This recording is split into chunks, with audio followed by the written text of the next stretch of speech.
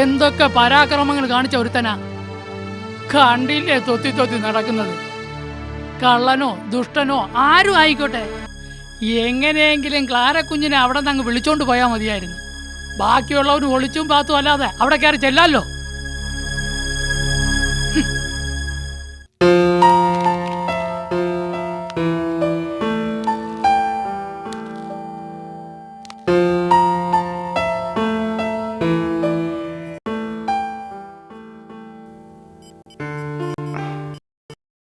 അകത്തേക്ക് വരാമോ മദർ? വരൂ.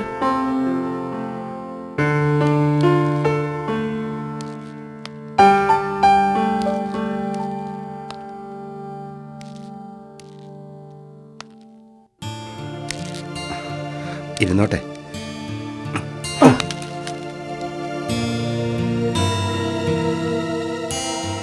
അധികം നടക്കാനും ഇരിക്കാറൊന്നും ആയിട്ടില്ല, ക്ഷമിക്കണം.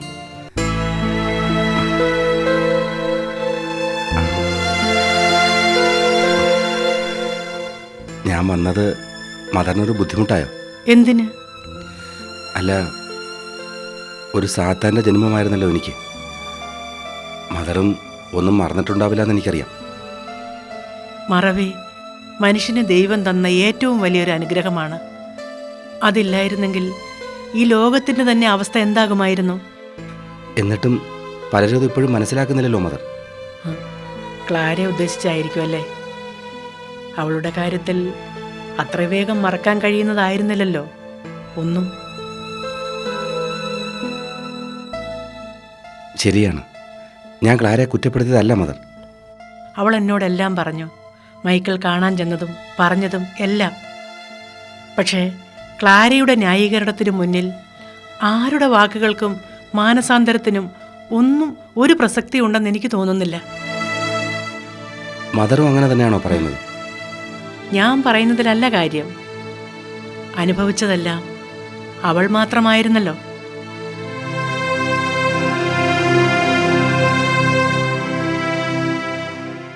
മൈക്കിൾ ഇപ്പോൾ എന്നെ കാണാൻ വന്നത് എന്തിനാണെന്ന് എനിക്ക് ഊഹിക്കാം.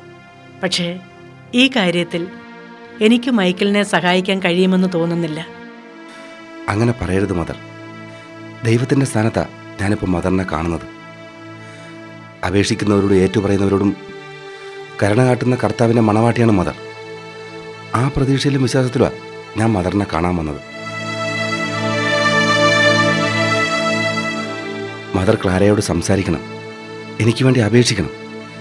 എന്നെ സഹായിക്കാൻ ഇനി മദറിന് മാത്രമേ കഴിയൂ. ഇല്ല മൈക്കിൾ, വേറെയും പ്രശ്നങ്ങളുണ്ട്. എന്ത് ഞാൻ നേരിട്ടുള്ള മദർ, എന്തിന് ഞാൻ ഒരുക്കുവാണ്. എനിക്കെൻ്റെ ക്ലാരയെ മാത്രം മതി. അവിടെയാണ് പ്രശ്നമുണ്ടെന്ന് ഞാൻ പറഞ്ഞത്. ക്ലാര ഇന്ന് ഒറ്റയ്ക്കല്ല. മദർ ഉദ്ദേശിക്കുന്നത് ആ കുഞ്ഞിനെക്കുറിച്ചല്ലേ? അതിനെ സ്വീകരിക്കാൻ ഞാൻ ഒരുക്കുവാണ്. അക്കാര്യം ഞാൻ ക്ലാരയോട് പറഞ്ഞിട്ടുമുണ്ട്.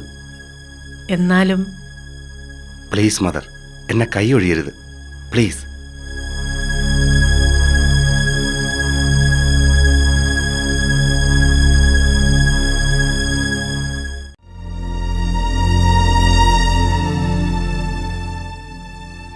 സത്യത്തിൽ എനിക്ക് ആളെ കണ്ടപ്പോൾ ആദ്യം മനസ്സിലായില്ല. അത് മൈക്കിൾ തന്നെയാണെന്ന് വിശ്വസിക്കാൻ പ്രയാസം.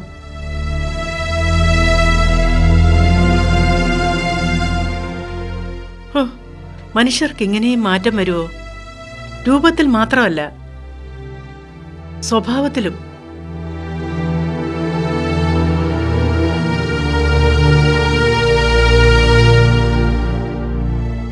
പഴയ കാര്യങ്ങളൊന്നും ഓർക്കാൻ പോലും അയാളിന്ന് ഇഷ്ടപ്പെടുന്നില്ല.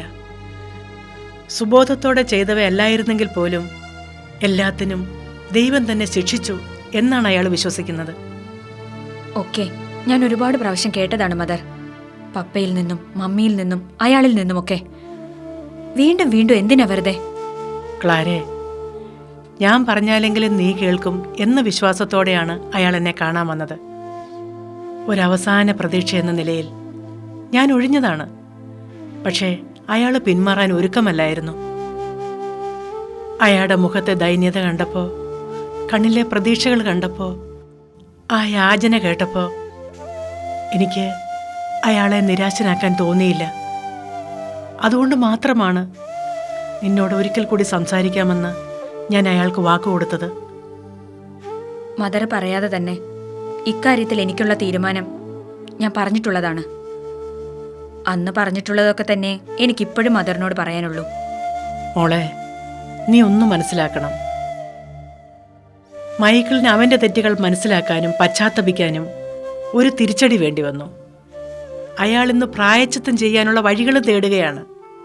അതുപോലെ തൻ്റെ തീരുമാനങ്ങളൊക്കെ തെറ്റായിരുന്നുവെന്ന് ഒരിക്കലും നിനക്ക് തോന്നാൻ ഇടവരരുത്.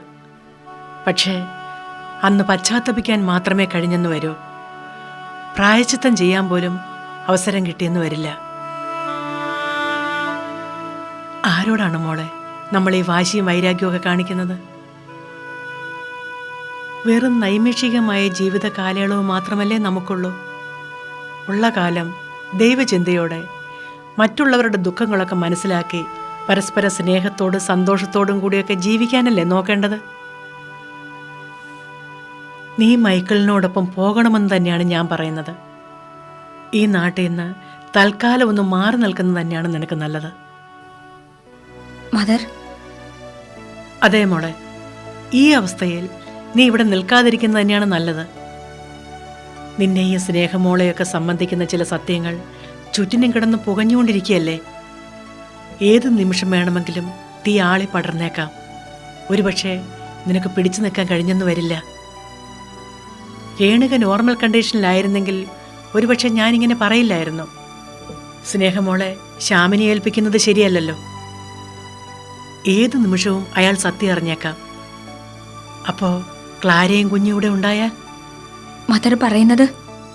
അതേ മോളെ, സ്നേഹമോളെ അംഗീകരിക്കാൻ മൈക്കിൾ ഒരുക്കമാണല്ലോ. നിങ്ങൾ തൽക്കാലം മൈക്കിളിനോടൊപ്പം പോകുന്നത് തന്നെയാണ് നല്ലത്. പക്ഷേ ഒന്നുകൂടിയുണ്ട്. രേണുകയുടെ അസുഖം ഭേദമായാൽ ആ നിമിഷം നിന്നെ ഞാൻ അറിയിക്കും. അന്ന് എനിക്ക് തന്ന വാക്ക് നീ പാലിക്കണം.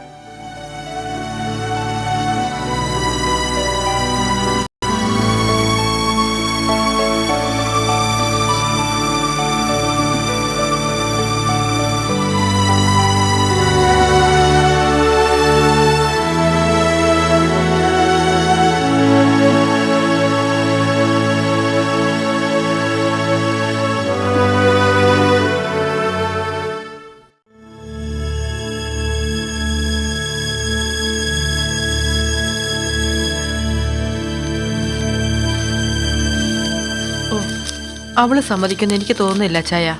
ആരൊക്കെ എന്തൊക്കെ പറഞ്ഞതാ, എന്നിട്ട് അവള് വല്ലതും കേട്ടോ? മറ്റാരെയും പോലെയല്ലല്ലോ മദർ. അങ്ങനെ ഒരു പ്രതീക്ഷ മാത്രമേ എനിക്കുള്ളൂ. ഇനിയെങ്കിലും നല്ല ബുദ്ധി തോന്നിപ്പിച്ചാൽ മതിയായിരുന്നു.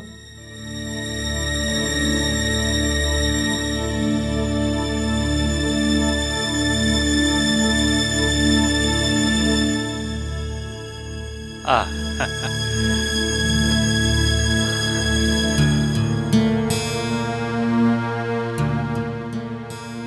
എന്തായി മദറേ, അവള് വല്ലെന്ന് പറഞ്ഞോ? ശ്രമം വെറുതെയായി അല്ലേ? എന്ന് പറയാൻ കഴിയില്ല ജേക്കബ്. എനിക്കിനിയും പ്രതീക്ഷയുണ്ട്. അവൾ എന്നതാ പറഞ്ഞത്? മൈക്കിളിനോടുള്ള മനോഭാവത്തിന് വലിയ മാറ്റമൊന്നുമില്ല. എങ്കിലും അനുകൂലമായൊരു തീരുമാനം ക്ലാര കൈക്കൊണ്ടേക്കാം. മദറിന് അങ്ങനെ തോന്നാൻ കാര്യമുണ്ട് ജേക്കബ്. ഞാൻ അത്തരത്തിലാണ് ക്ലാരയോട് സംസാരിച്ചത്.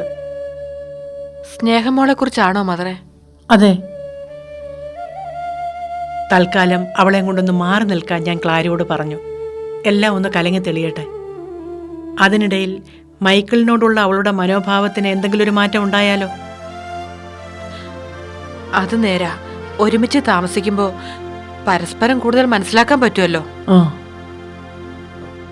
അവൾ അതിന് തയ്യാറാകൂ? തയ്യാറാകുമെന്ന് തന്നെയാണ് എൻ്റെ വിശ്വാസം. ശ്യാമും മറ്റുള്ളവരുമൊക്കെ അറിഞ്ഞ് സ്നേഹമോളെ പെട്ടെന്ന് നഷ്ടപ്പെടുമോ എന്ന് ക്ലാര ഭയക്കുന്നുണ്ട്. അങ്ങനെ സംഭവിക്കാതിരിക്കാൻ വേണ്ടിയിട്ടെങ്കിലും അവൾ അതിന് തയ്യാറാകും. പക്ഷേ അതും പിന്നീടൊരു കുഴപ്പമാവില്ലേ മദർ? കുഞ്ഞിനെ അവൾ വിട്ടുകൊടുക്കാൻ തയ്യാറാകാതിരുന്നാലോ? ഹേയ്, അങ്ങനെയൊന്നും സംഭവിക്കില്ല ജേക്കബ്. ക്ലാര എനിക്ക് തന്ന വാക്ക. അവളത് ഒരിക്കലും മാറ്റില്ല.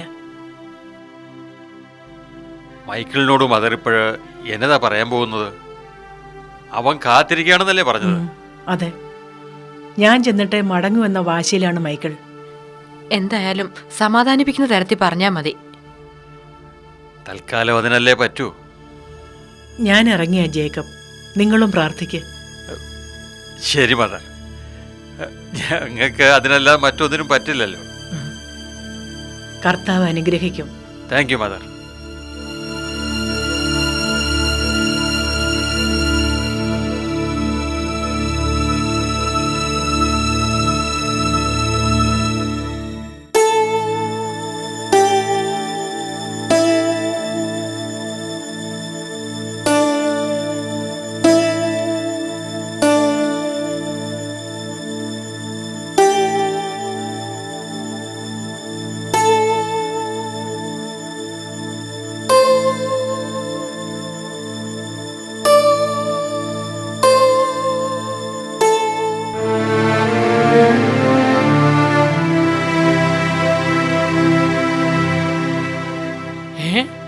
ഇയാൾ ഇതുവരെ പോയില്ലേ? അപ്പോൾ സംഗതി കുറച്ച് ഗുലുമാലാണല്ലോ. നോക്കാം,